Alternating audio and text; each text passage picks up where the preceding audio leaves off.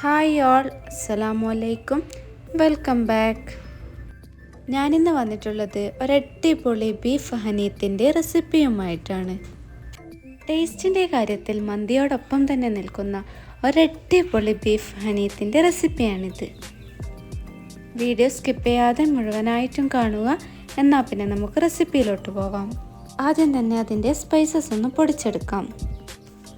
അതിന് വേണ്ടി ഞാനിവിടെ 1/2 ടീസ്പൂൺ ഗ്രാമ്പൂ, 5 ഏലക്ക, 1 ടീസ്പൂൺ ജീരകം, 1/2 ടീസ്പൂൺ കുരുമുളക്, 1/4 ടേബിൾ സ്പൂൺ മഞ്ഞൾപ്പൊടി, 1 ടേബിൾ സ്പൂൺ മല്ലിപ്പൊടി എന്നിവ ചേർത്ത് കൊടുത്തിട്ടുണ്ട്.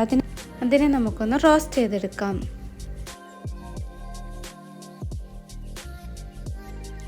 ഇനി നമുക്കിതൊന്ന് തണുക്കാനായി വെക്കാം. തണുത്ത് കഴിഞ്ഞാൽ നമുക്കൊരു മിക്സിയുടെ ജാറിലിട്ടിട്ട് അതിനെ നന്നായി തന്നെ ഒന്ന് പൊടിച്ചെടുക്കുക.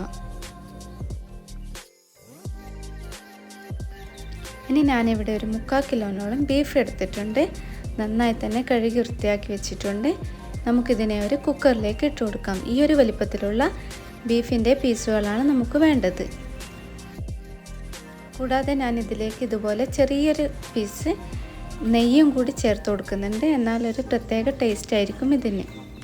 ഇനി ഇതിലേക്ക് 1 ടേബിൾ സ്പൂൺ ഇഞ്ചി ചതച്ചതും അതുപോലെ 1 ടേബിൾ സ്പൂൺ വെളുത്തുള്ളി ചതച്ചതും കൂടി ചേർത്ത് കൊടുക്കാം.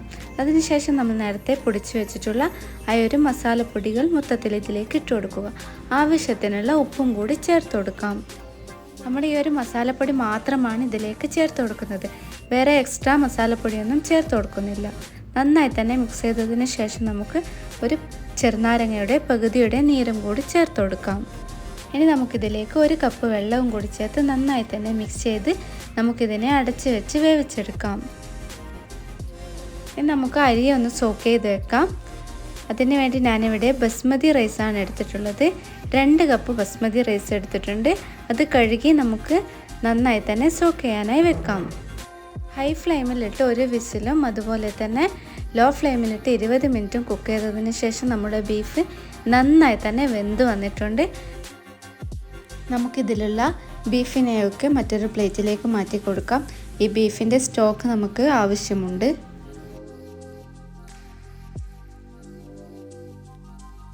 ഇനി നമുക്കിതിലേക്ക് ആവശ്യമായിട്ടുള്ള റൈസ് റെഡിയാക്കാം.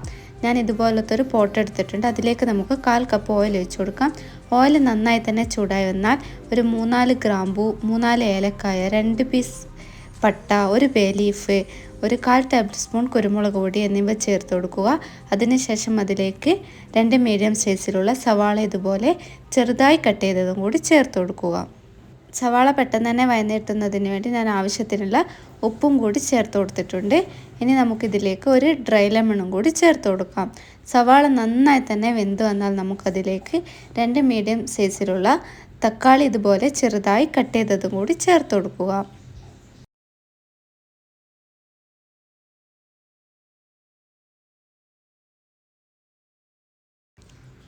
ഇതാ ഒന്ന് തുറന്ന് നോക്കിയാൽ നമ്മുടെ തക്കാളി നന്നായി തന്നെ വെന്ത് വന്നിട്ടുണ്ട്. ഇനി നമുക്കിതിലേക്ക് 1 ക്യാപ്സിക്കം ചേർത്ത് കൊടുക്കാം. 1 കപ്പ് ക്യാപ്സിക്കമാണ് വേണ്ടത്. അത് നിങ്ങളുടെ കയ്യിൽ റെഡും യെല്ലോ ഒക്കെ ഉണ്ടെങ്കിൽ അതൊക്കെ കൂടിയിട്ട് 1 കപ്പ് ചേർത്ത് കൊടുത്താൽ മതിയാവും. എൻ്റെ അടുത്ത് ഇപ്പോൾ ഗ്രീൻ മാത്രമാണുള്ളത്, അതുകൊണ്ട് ഞാൻ ഗ്രീൻ മാത്രമാണ് ചേർത്തിട്ടുള്ളത്. ഇതാ ക്യാപ്സിക്കം നന്നായി തന്നെ വെന്ത് വന്നിട്ടുണ്ട്. ഇനി നമുക്കിതിലേക്ക് വെള്ളം ഒഴിച്ചു കൊടുക്കാം. നമ്മൾ നേരത്തെ ബീഫ് കുക്ക് ചെയ്തിട്ടുള്ള ആ ഒരു സ്റ്റോക്ക് വാട്ടറാണ് ഞാൻ ആദ്യം ഇതിലേക്ക് ചേർക്കുന്നത്. 2.25 കപ്പോളം വെള്ളമാണ് ഞാനിവിടെ ചേർത്ത് കൊടുക്കുന്നത്. ഈ ഒരു കപ്പിന് ഞാൻ 1.5 കപ്പ് റൈസാണ് എടുത്തിട്ടുള്ളത്. അത് കറക്റ്റ് അളവാണ്. ഇനി ഇത് നന്നായി തന്നെ മിക്സ് ചെയ്യുക. ഉപ്പൊന്ന് ചെക്ക് ചെയ്തതിന് ശേഷം ആവശ്യമെങ്കിൽ അല്പം ഉപ്പും കൂടി ചേർത്ത് കൊടുക്കുക. അതിനുശേഷം അടച്ച് വെച്ച് നന്നായി തന്നെ വെള്ളം തിളപ്പിച്ചെടുക്കുക. ഇതാ നമ്മുടെ വെള്ളം നന്നായി തന്നെ തിളച്ച് വന്നിട്ടുണ്ട്. ഈ സമയം കൊണ്ട് ഞാൻ സോക്ക് ചെയ്യാനായി വെച്ചിട്ടുള്ള അരി നന്നായി തന്നെ ഊറ്റിയെടുത്തിട്ടുണ്ട്. നമുക്കതിനെ ഇതിലേക്ക് ഇട്ട് കൊടുക്കാം. ഈ റൈസ് ഒരു അരമണിക്കൂറോളം കുതിർത്ത് വെച്ചാൽ മതിയാവും. നന്നായി തന്നെ മിക്സ് ചെയ്യുക. കൂടാതെ അതിലേക്ക് 1/2 മുറി ചെറുനാരങ്ങയുടെ നീരും കൂടി ചേർത്ത് കൊടുക്കുക.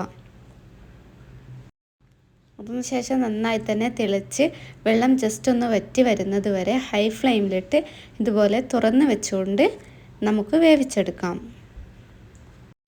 ലെമൺ ചേർത്തതിന് ശേഷം നന്നായി തന്നെ ഒന്ന് മിക്സ് ചെയ്തെടുക്കണം. അങ്ങനെയാണെങ്കിൽ നമ്മുടെ ചോറ് കട്ട പിടിച്ച് നിൽക്കുകയില്ല.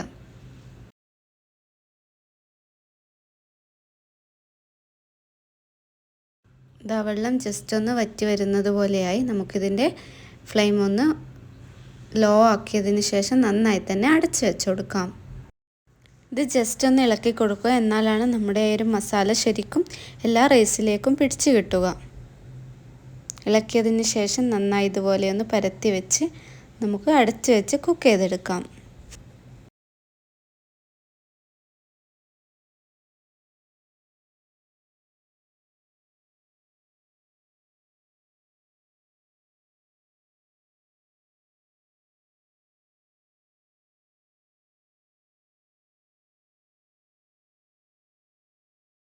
ഇനി അത് കുക്കാവുന്ന സമയം കൊണ്ട് തന്നെ നമുക്ക് നമ്മുടെ ബീഫ് ഒന്ന് ജസ്റ്റ് ഒന്ന് ഫ്രൈ ചെയ്തെടുക്കാം.